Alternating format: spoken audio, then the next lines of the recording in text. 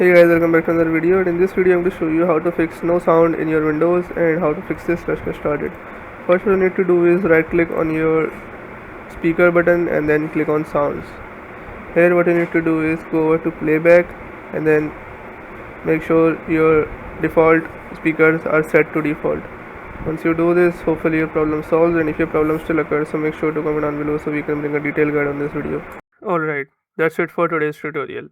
I really hope this video helped you solve your problem or learn something new about your PC. My goal on this channel is to make everything about computers simple and easy, whether it's fixing errors, downloading software or any game, boosting performance of any Windows or any game, or understanding new tools. If this video was helpful in any way, don't forget to hit the like button because it really motivates me to keep bringing you more useful content.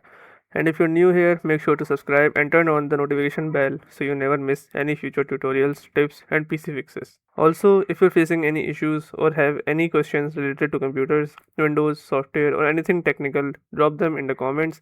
I read all of your comments and I'll try my best to help you out. Thanks a lot for watching. Take care of your system, keep learning, and I'll see you in the next video. Thanks for watching.